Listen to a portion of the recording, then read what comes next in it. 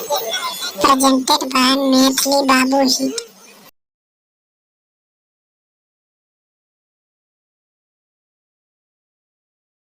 Ganga express की शानदार प्रस्तुति।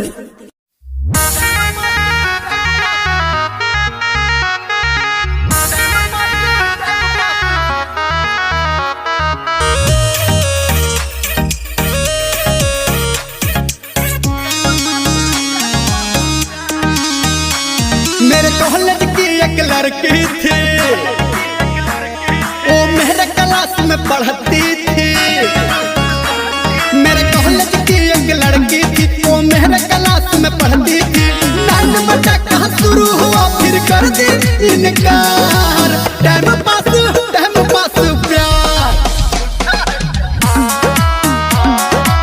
टाइम पास प्यार, time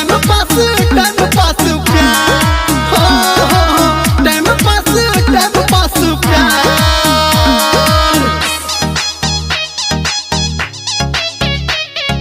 music by Guddu Raj.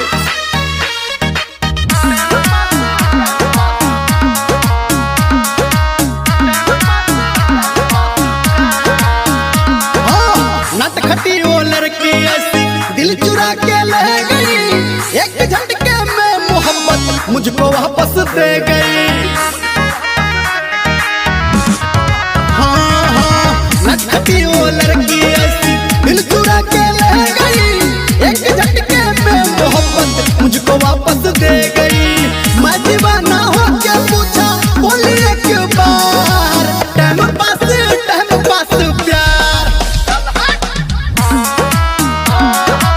Time pass प्यार, टाइम पास प्यार।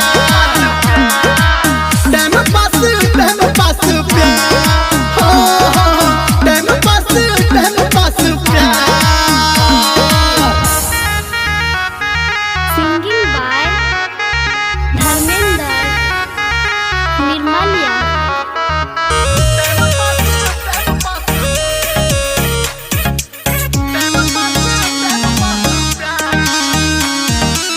खूबसूरत लड़के देख के लड़की भाव लेती है, 100 में से 90 लड़की बस धोखा देती है। हाँ, खूबसूरत लड़के देख के लड़की भाव लेती है, 100 में से 90 लड़की बस धोखा देती है। मेरा नंबर ब्लॉक हुआ है, किसको करूँ